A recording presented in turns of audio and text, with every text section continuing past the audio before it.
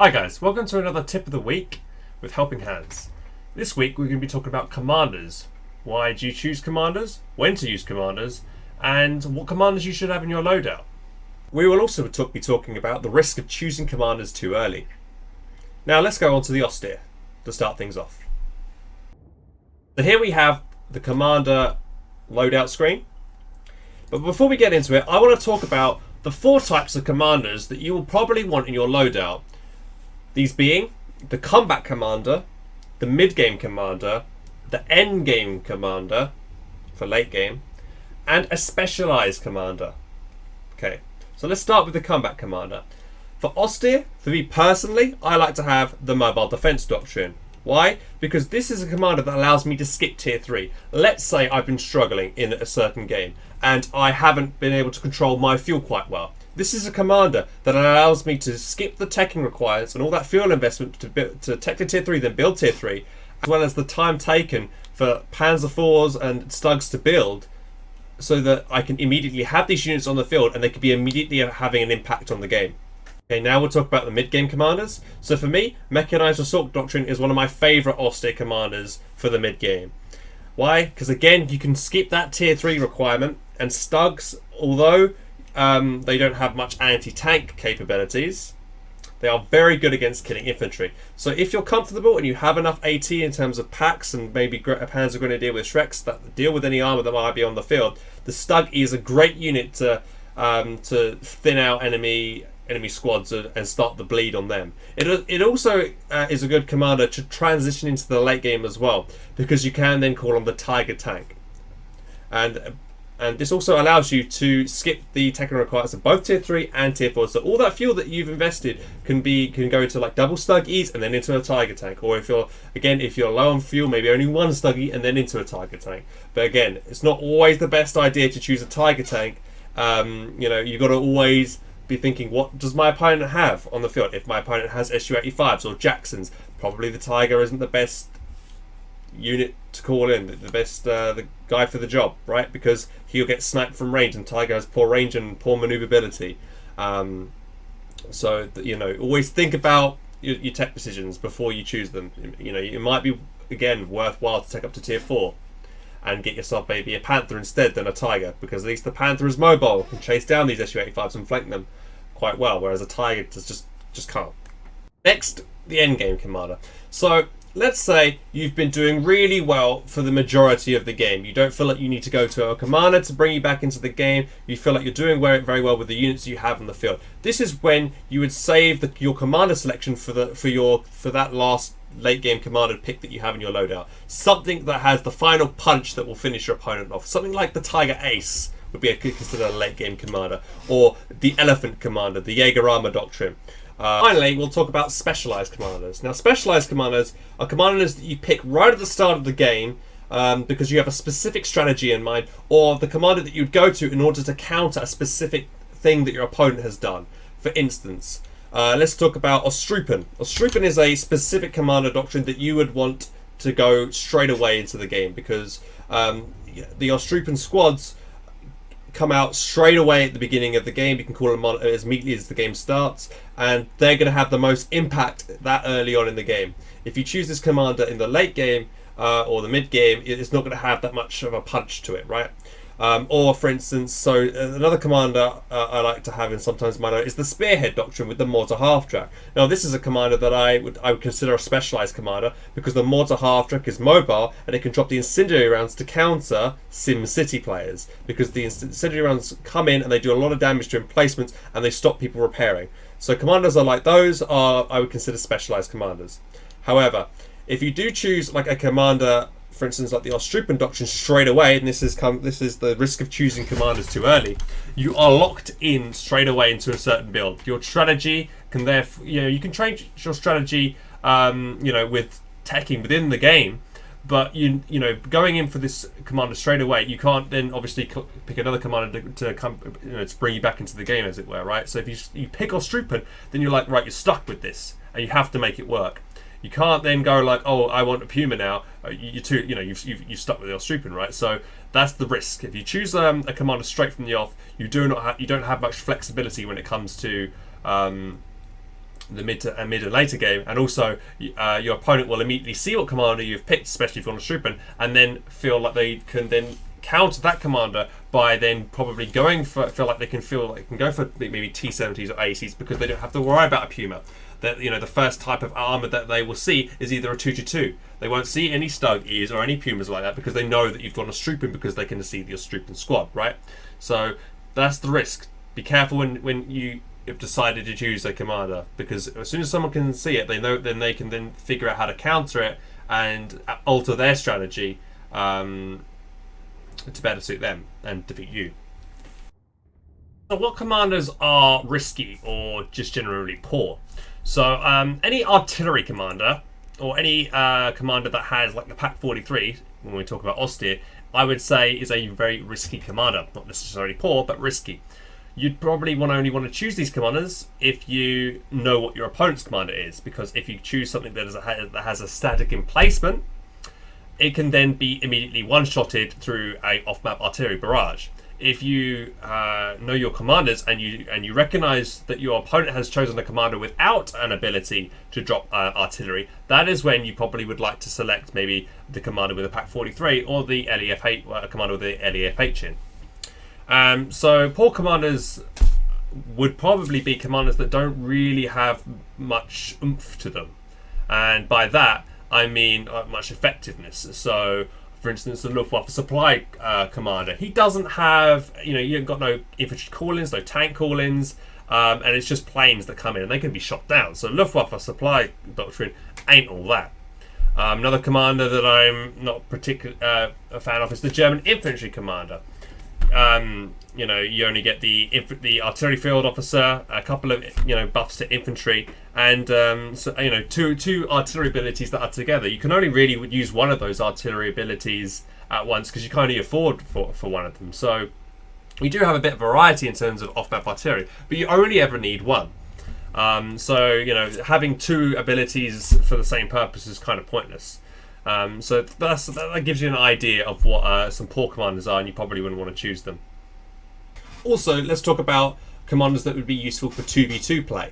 So commanders that would lend a helping hand to your friends would be commanders that are like the spotting scope commander from the Jaeger armor doctrine, right? So the spotting scopes here will give your if you put it on specifically a 222, it will give you vision of half the map if that 222 is Vet 2, because it gains a big sight bonus, and that is practically doubled when you have a spotting scope on it. And if you have all that vision on that 222, your teammate sees that as well, and that will benefit him immensely if he has long range like a Jagdpanzer that doesn't got much line of sight, but then when it's given the line of sight by the 222, it will be able to do a lot of damage. Because it can see everything, right? Another commander would be, and also the Jaeger commander is really good because you have the Elephant tank destroyer. So if you choose this commander, you could say, I have the tank, I have the anti-tank lockdown, because the Elephant will deal with all the tanks. So my teammate could possibly go for, I don't know, the King Tiger, because the King Tiger would be better against dealing with infantry, and against medium armor and that kind of thing. It can take a lot of shells, whereas the Elephant could be the sniper tank in the background, right? Commanders that can do a lot to help your teammates like that. So I would say the Elephant commander is definitely one I would have in my loadout, or maybe this one up here, the German mechanized doctrine, because again it has spotting scopes. You have the artillery piece then, because that could provide good supporting fire. So any commanders like that. Even though you are playing in a 2v2, you still probably do want your 1v1 commanders, because they still will just have exactly the same impact in 2v2s than they do 1v1s. But some other commanders like the Jaeger armor will have a bigger impact, right? Because if you go to 1v1 with the Jaeger armor doctrine, right, the Elephant is a big investment, and it's just that one tank, right? It's not got much to shoot because you're only up against one other player, and he might only have like a couple of tanks. But if you're in a 2v2, the Elephant's got a lot more to shoot at because there's two players it's going to against. And same thing with 3s and 4s. It's going to have more to shoot at. So the Elephant is more of a worthwhile investment, right? It's probably better in a 1v1 to maybe make 2 P4s rather than the Elephant, because you need to be able to cover a map, and the Elephant can only cover a small area of map, right? Okay, let's go on to Soviet commanders now. And here, with my loadout, we have the commander with the Dishkas, the Lend-Lease Tactics. This is a very nice commander. Partisan Tactics, and guard mortar tactics. Now, let me tell you why I have these commanders in my loadout. Right, now for the I find the Lend-Lease commander is a very good commander if you like to play with conscripts. If you decide to go for 4 conscripts, then you could go, and once you're at 2 CPs, you can call it the Dishka, and that allows you to skip tier 2. Because, you know, if you're going tier 2, you probably want to go for a couple of Maxims. But if you go for this commander, then you can then go for the conscripts and then into the Dishkas. Because otherwise, if you go Maxims and Dishkas, they both fulfill the same role, right? And you don't really want to do that. So you'd rather go for the better upgrade with the Dishka.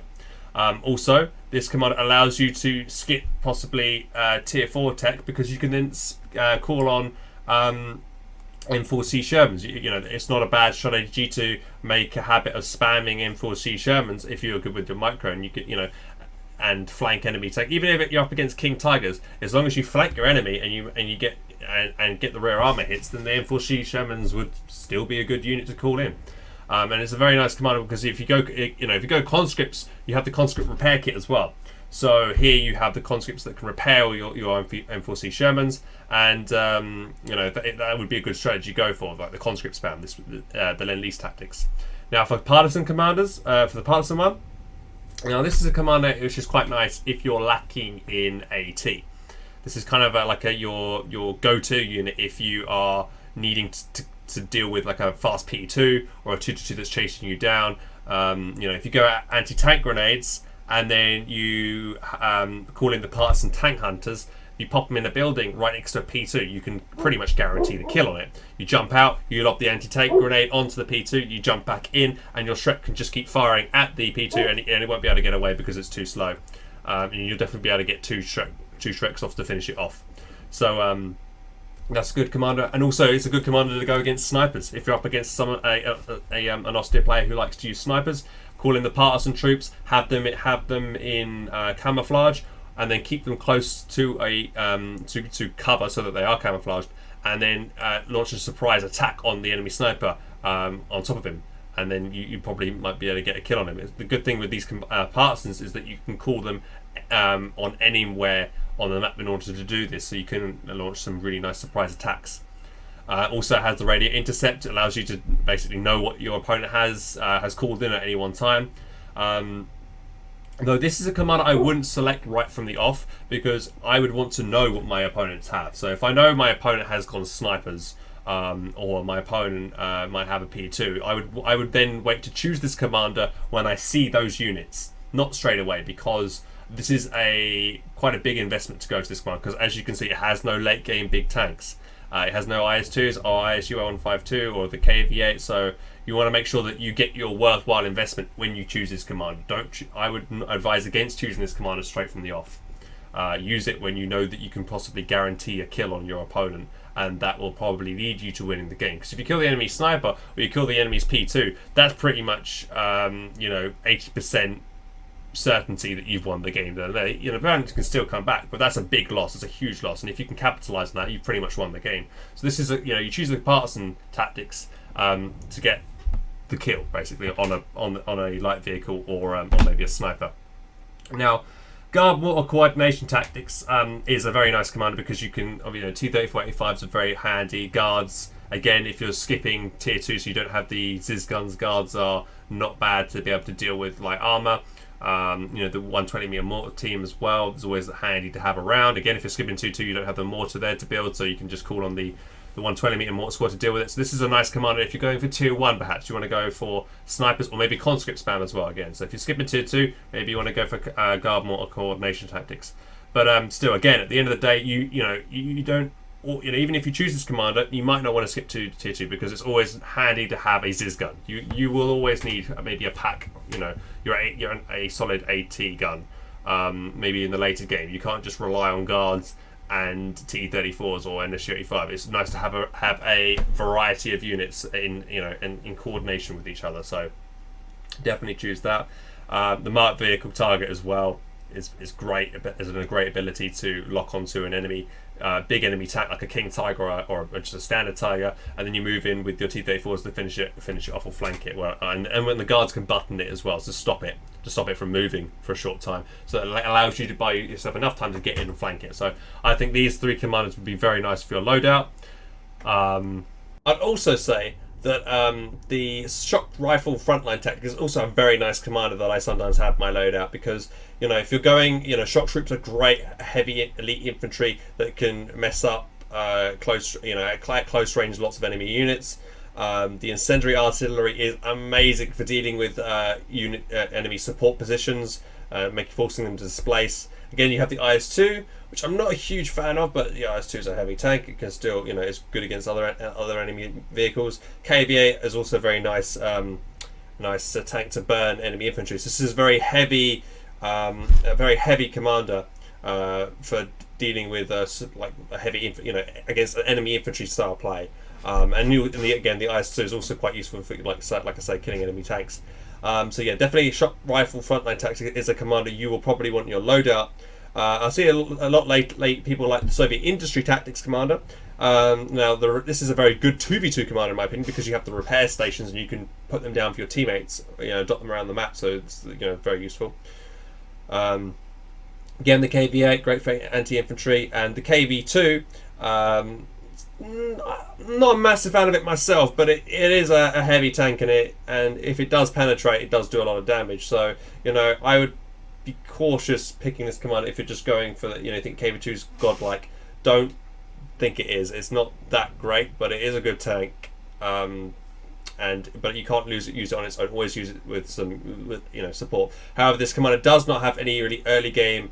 It doesn't have guards, it doesn't have shocks, so you're going to be, or dishkas or anything like that. So, this is kind of a later game commander that you'd pick if you are sure of yourself in the earlier mid game. Other good commanders I would probably pick for 2v2 would probably be the mechanized support tactics for the Soviets with the ISU 152, and the other one that has the ISU in it, which is the shock mortar heavy tactics. I believe these commanders are very nice because the ISU 152 is a long range tank, which is good against killing infantry and tanks from range. But again, it's a huge investment to choose something. So in a 1v1, it can't cover that much ground. But in a 2v2, because like I said, there's more enemy units to fire at. Definitely choose the ISU 152 is not a bad call here. And again, the shock mortar, you've got the shock troops in the early game, so they're going to be very useful for dealing with enemy infantry. And then you've got the IL-2 bombing strike, again useful for taking out support weapons, or like maybe the Schwerpanzer headquarters, or any like truck that's been placed down, or a static emplacement for taking that out. So that's always good to have that commander. Again, also it has the conscript repair package, so you can repair your teammates' tanks as well. So I definitely think this is a good 2v2 commander. Again, mechanized support tactics over here. This one has the guards instead. So again, guards are always, like I say, guards are always good. The marked vehicle, pop it on an enemy tank, and then if you've got 2v2, your teammate can also, will get the extra damage as well when they fire on the enemy tank. So you can quickly nuke down an enemy King Tiger if you need to. Again, bombing strike with that commander as well, for the same reasons as I've just said. So definitely those two commanders are very hot 2v2 commanders, and I probably have them in my loadout, and you probably should too. Okay, now on to the United States Forces. Right, so here I have personally the Heavy Cav Company, the Tactical Support Company, and the Armor Company. If you have been watching my stream recently or at all, you will probably find that whenever I play USF, most of the time I do pick the Heavy Cav Comp. The reason being, the Pershing is a formidable beast, and I feel that in the early game I am generally very comfortable. This is like a commander that I would definitely pick mid to late game, because USF seem to be able to do well in the early to mid game with their rifle superiority, with their quick armored vehicles, but it's where they struggle in the late game when they're up against like the King Tigers and stuff. That's when you need something that really needs to bring the pain, and that's when that's why I have the Heavy Cav Cup, because the Pershing is the unit to do that. And with its quick 2-shot fire ability, the armor piercing shell, if you can quickly take down maybe half the health of a King Tiger, or the best time to use the Pershing is when the enemy vehicle is at like half health, because then that's when you can do the one fire from the standard fire, and then the armor piercing, and that does the other 50% damage, and that can catch players by surprise. So definitely the Pershing is very useful. Again, Rangers are American elite infantry, which are very good against other German infantry, and they do have the grenade as well, which can wipe squads. So definitely, and again, you have off-map smoke barrage, which can get you and help your teammate out as well. So don't forget to use that to save people. If your teammate's tank's in dire need of repairs and he's coming and charging, and his tank needs to get out there, or your tank may need to get out there. Put down the smoke barrage to give yourself some cover. And I generally pick this command up more so than not than the others, because for instance, the tactical support company, I choose this for generally the Sherman Calliope. But if you have like a teammate, the Soviets have Katyushas, so the Katyusha does the job of the Sherman Calliope, right? And it's non-doctrinal, the Katyusha. Or if you're with your British teammate, he's going to have most likely a mortar pit or the land mattress, and both those units are enough, and they fulfill the same roles as the Sherman Calliope. So unless your teammate does not have those artillery and he wants to focus on something else, then you'd probably want to choose this commander, because this is the indirect fire commander that you probably need. And also you have the M19s, which is very useful for buffing your infantry and make them a formidable force. So it's not a bad commander, but I'd probably choose this only if your teammates do not have indirect fire themselves. And also, and if you're in a 1v1, pack howitzers are just are really good indirect fire units anyway. And do you really need the Calliope? You need to outweigh the importance of the Calliope to the Pershing, right? So which one will do more for you, and then make your decision off that. Now the armoured company is quite nice, because assault engineers can plant demos, and demos are always good at wiping blobs and vetted squads, which is quite nice. I like this commander because you can get the M10 spam going. If combined with a teammate that has marked target, imagine if you had lots of M10s rushing in. They're not too expensive, and you can get a swarm of them over a king tide. You can quickly take out enemy units, and they're quite fast and mobile and pretty good at crushing as well. So definitely M10s.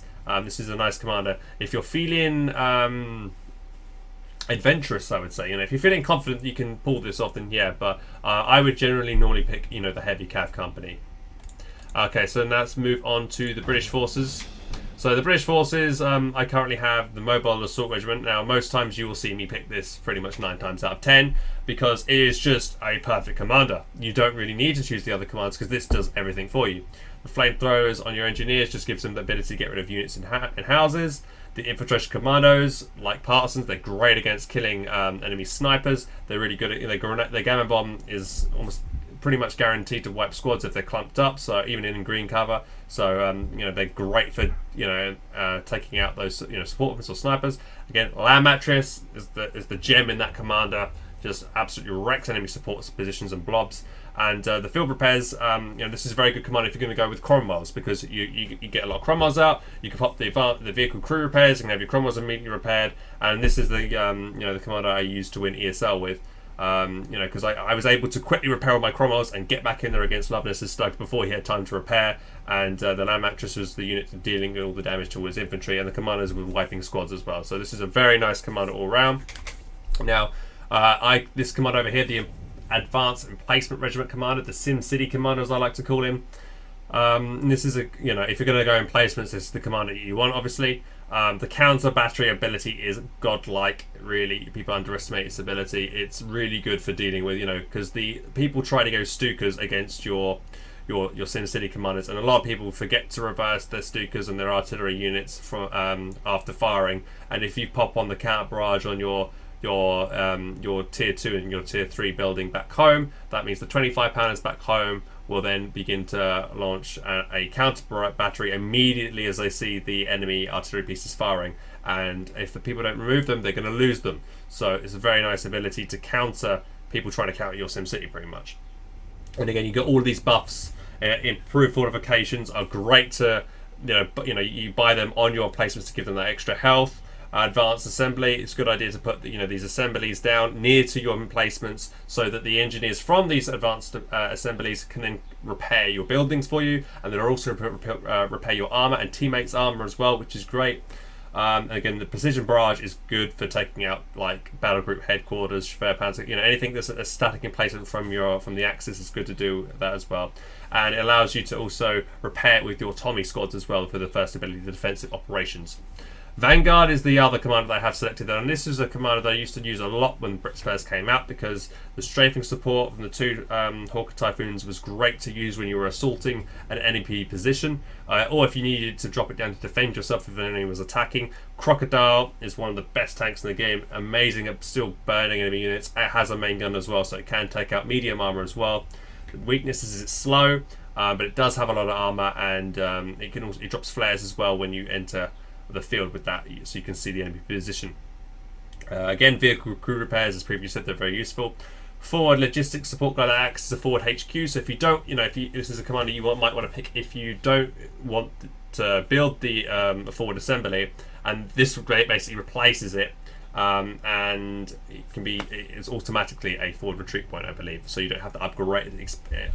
Like a forward assembly, you had to upgrade 200 manpower to get the retreat point, make it a HQ, but the forward logistic glider comes with that forward retreat point already. I wouldn't drop this glider too far forward. I'd put this kind of near to my base, but not too close, if you know what I mean. So it's defense. It's in a good defensive location, so you can it won't get destroyed easily, but it's not too far forward, so people can RT it too easily as well. So.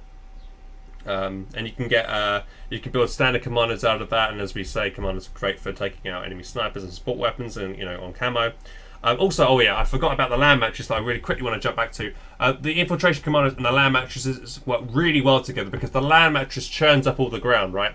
And by doing so, it creates a lot of light cover craters everywhere, which is amazing for commanders, because they can walk basically through the entire battlefront in camouflage, because they're walking through all these craters, right? So you can get up really close to the enemy without them even knowing, because there's all this camo. So if you're an Ostheer player and you're up against this type of commander, your opponent is doing that strategy, probably you want to get like a 2-2 out, so you can spot around to see if those commanders are approaching you through those craters, because you need to be careful, because you can definitely lose squads to those guys if you're not cautious. Okay, and now finally, let's go on to the Oberkommando West. Now, a lot of people have the Scavenge Commander selected. Now, I really like this commander because the Jaegers are, they're 300 manpower. They have the G43s already upgraded, so you don't have to, invest munitions like you would have to do with Panzer Fusiliers or Obersoldaten. They, when they get veterancy, they're really good. They can camouflage as well, so again, they make them good for surprising. They have the infiltration grenades. With the commander, you get the infiltration grenades for all your units. So again, with Volksgrenadiers, this is a good ability to be able to get rid of Maxims or build people in houses, especially against wooden buildings, because they will destroy the buildings.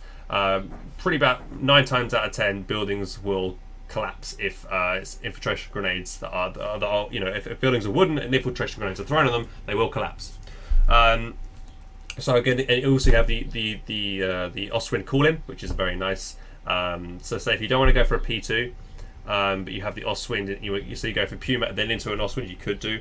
The Ostwind is better at dealing with T-70s and Stuarts than the P2 is. It's got a bit more armor, but it's probably should still be careful, especially against a Stuart, because if it gets stunned, it might be in trouble. Again, as with all units, always support them. Don't leave them on their own.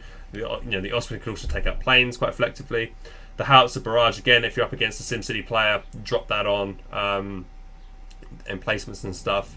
Remember, wait until the brace has been off cooldown before dropping it, because otherwise it will basically do no damage. So always time dropping artillery on emplacements when brace is turned off. We also got the breakthrough doctrine. So Panzer Fusiliers are very nice. They're 6-men squads. They've got more survivability than Jaegers because there's the extra 2 men on them. Breakthrough tactics is useful for grabbing territory very quickly. Panzer Fusiliers can also put up flares, so it makes them good for a 2v2 commander, because obviously flares give vision for your teammate. Jagdtiger, again, if good 2v2 commander, because you could say, alright, I'm going Jagdtiger and I'm going to be the AT guy. You can tell your teammate, you're going to be the anti-infantry guy, so he'll get Tigers or make P4s or whatever, and you'll just have the Jagdtiger for dealing with enemy armor.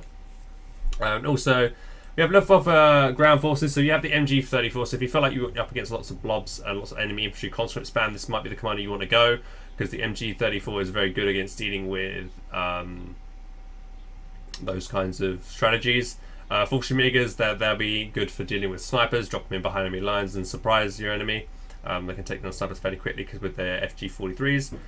Valiant Assault, so that's a good ability with all your Volks if you want to quickly rush in against an enemy tank to quickly get the last Shrek off, or you can surprise your opponent by flanking around quickly with this ability. Get Airborne Assault, you can basically with 200 munitions you can get a free False Amiga squad.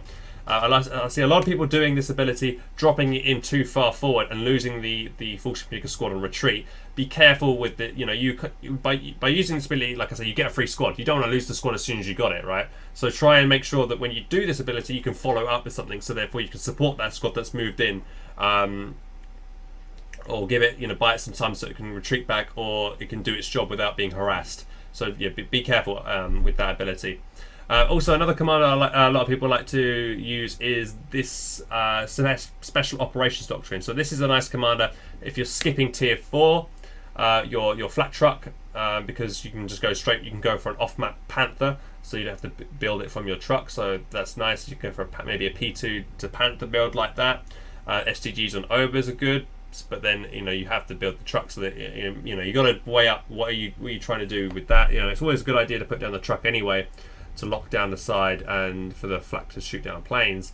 But yeah, if you don't want to invest any more fuel in that, definitely the Panther is a good choice. It's a command Panther as well, so it's going to give buff to nearby infantry and tanks, or just tanks, I think. Again, infiltration grenades, as previously said, really good radio silence. You can this a lot of people actually don't use this ability, but it is pretty goddamn useful for when you do an attack or a harassment.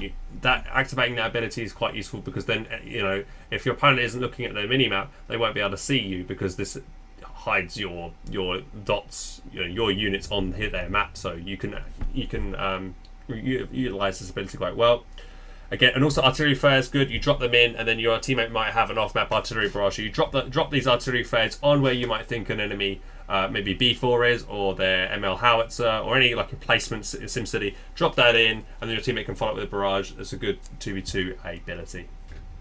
So, I think there you have it. I have talked about all the commanders that I personally think are the most useful. Commanders that I didn't talk about, they can still be very useful, but they are either risky or not really worth going for. But I hope you found this tip of the week useful. If you've got any questions, please leave them in chat, and thanks for watching. If you've got any more ideas for other tips of the week that I'll do in the future, please leave that also in the comment sections. And yeah guys, I'll see you next week. Thanks very much for watching. Take care. Bye.